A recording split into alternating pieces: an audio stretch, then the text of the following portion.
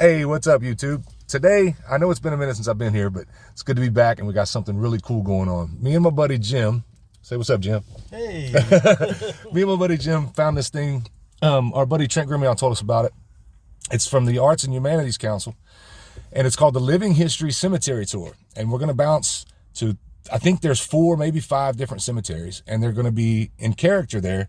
We're going to see Rosa Hart, for example, is going to show us around one of the cemeteries. Tony Joe Henry is going to show us around a cemetery, and a couple of other people. I think it's going to be super cool. We're going to see a lot of celebrity graves in this, and we're going to see some people in character playing the parts of some of those old folks. So I think it's going to be awesome. So let's go check it out.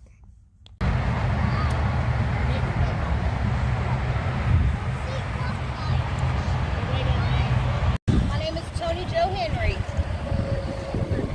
I'm famous around these parts. Y'all ever heard of me? Some may say I'm more infamous than famous. I was born in 1916 up near Shreveport, Louisiana. And my mama died when I was just 6 years old. After that, my daddy, he remarried, but it's really never quite the same. I'm the only woman to be executed by the electric chair in the state of Louisiana. I died November 28, 1942 at the Calcasieu Parish Correctional Center. Some say that I still hang around the Calcasieu Parish Courthouse haunting people. I'm not haunting, I'm just stopping by to say hi. Y'all may know me from my 21 seasons of pitching for the Chicago White Sox. Who knew a boy from Benton would go on to pitch the mound in the Windy City? The weather today kind of reminds me of, brings me back. My name is Theodore Moore Lyons, but you can call me Ted. I was born here in Lake Charles in 1900 to Asa and Sudie Lyons. And then I started playing baseball with a rolled up sock and a broomstick for a bat. And then one day I came over to Lake Charles for spring training, where Connie Mack, the manager of the Philly Athletics, said he'd pay my way through college if I'd go on and play with the A's after. And the Chicago White Sox offered me a $1,000 sign-on bonus, which is about $16,000 today, to sign on with them, and I did. About half of that sign-on bonus went on to buy a new Ford Model T. And then in 1923 is whenever I debuted on the mound. Unfortunately, we never won a championship while I was part of the team, but I did go on to win 260 games. Even a no-hitter against the Boston Red Sox in 1926. And then in 1942 is when war came to us, and I enlisted, joining my fellow players to serve our country. In 1955, I was inducted to the Baseball Hall of Fame, one of the highlights of my career. My name is Rosa Hart, namesake for multiple renowned landmarks across this fine area of yours. Most notably, the Rosa Hart Theater. I bet you've been there. It's just a hop, skip, and a jump right over there in the Lake Charles Civic Center. I understand it is under renovations after some big old hurricane that came through here last year. All right, sorry about the sun glare and the noise from the last one, because the interstate was running right behind us. Try to get the glare out of it. Okay, so that was Bilbo Cemetery, and it was really cool. For our first stop, that was extremely cool. Now we're heading over to, just flip it around here. This is going to be Salyer Cemetery, and we're not sure who's going to be at this one, but we're going to go find out. Travelers, please gather around so I may introduce myself. My name is Michel Piton, and I was taken by death in 1871, 9 days before my 100th birthday. Bonjour mes amis, comment allez-vous ce soir? Je m'appelle Clarence John Lawford. But don't worry, that's all the French that I'm going to speak right now. You see, I have to brush up on it every once in a while to conversate back home, because my body is actually buried in Paris, France, at the cemetery Père Lachaise.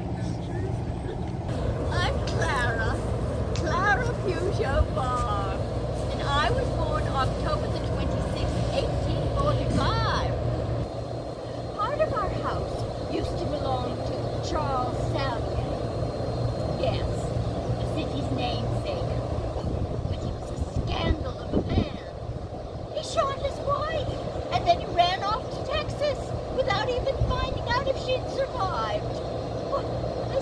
last saw him in Texas, and I say good riddance. All right, guys, our next stop is Corporation Cemetery, with Holloway Cemetery. So let's go see what they got in here. As the sun goes down, you can see there are so many people starting to show up. What a fine evening it is tonight. This time of year it always seems to awaken my soul, so to speak. Welcome, my fellow lovers of Lake Charles. I am Judge David John Reed, and this is my lovely wife, Miss Mathilde Vise Reed. Hello, friends. It's so nice to make your acquaintance, and I'm just thrilled beyond measure that you are here, hearing about the cultivation of the city that you know and love today. My David here will likely be too humble to share in his talents, but I will proudly tell you that he was one of the best skilled carpenters that this city has ever seen. I'm proud to say he was self-taught and self-made. Well, my David was so skilled in carpentry that some of his works are still standing to this very day. There is a beautiful Judge Reed mantle sitting in a home on Hodges Street, and not to mention the grand Rostite home on the corner of Bilbo and Puja. Oh, good evening. Wow, I can't believe after all this time people still remember me. Well, my name is Ann Smart Collins. I was born here in Lake Charles, November 1st, 1851. Wow, I would be 170 years old now. My story, well, it's not as grand as theirs, but 5 siblings and myself, we founded the Lake Charles Baptist Church. We devoted our lives to that church and serving our community. Good evening. Thank y'all for coming out to the cemetery this evening. Most folks want to come and see the famous ghosts. Well, think that if it weren't for me, they wouldn't be here. My name is Albert Jesse. My family and I came to the United States in 1870 from Germany. I made my way to Lake Charles where I met my wife, Katerina. We lived right up the road on Mall Street. I was elected the town sexton of Corporation Cemetery. Now, for those of you who may not know what a sexton is, it's the person who is in charge of the upkeep and maintenance of the cemetery. But we also were in charge of digging the graves. There's something you should know about Corporation Cemetery. Look over your shoulder to the north side. That wasn't the most desired place to be buried. You see, when it rains, and that gully gets full, it tends to flood on the north side. I guess folks just didn't want to spend their eternal naps underwater. So that was known as the pauper's area. Now, for you who may not know what a pauper is, someone who doesn't have a whole lot, much less the means to get buried. So the city of Lake Charles paid for their burial. I was paid $5 per grave I dug. I must have dug over 30 graves in that pauper area. Back then we marked a pauper's grave with a small rock or a wooden cross. As time passed and those waters rose, you can look and see there's no more markers on that north side. In fact, where those folks are standing, they're probably standing on an unmarked grave. And there's probably a body underneath their feet. Well, my name is Ralph Clifton Raynaud, but you can call me Rennie since we're friends. Oh, and y'all heard of Raynaud Middle School, right? They named a whole school after me in 1964. I am Judge Norma Holloway Johnson, the very first African-American female in the nation to sit on the federal bench. Woo! I was quite the trailblazer, if I must say so myself. And to think, ladies and gentlemen, that it all started right here in Lake Charles, Louisiana, where I was born and raised.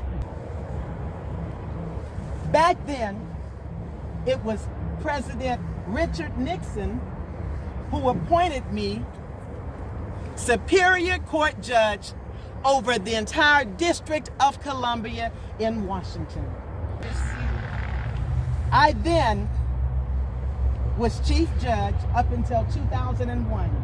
But during that time, I oversaw the grand jury investigation of Bill Clinton. It was me. I oversaw the federal grand jury investigation of then President Bill Clinton and his relationship with that gal, Monica Lewinsky. It was little Norma from Lake Charles. That's fantastic. Who knew? And I, Judge Norma Holloway Johnson, made the decision that allowed federal prosecutors to question Clinton's senior aides. And that decision allowed Kenneth Starr to gather evidence to launch an investigation into obstruction of justice. All right, guys, we just left the last stop, which was Cambrai Cemetery, and that was really cool, but it got really dark, so I don't know if I'm going to be able to use that footage. Hopefully they'll be lit up enough. They had a couple of flashlights and stuff around them. Hopefully it'll be lit up enough to where you can see them, but I'll see when I get home and start editing. That said, what'd you think, Jimbo? I thought it was the best. I thought it was great. We had a good time. The temperature was perfect. The length was perfect. It was 4 stops.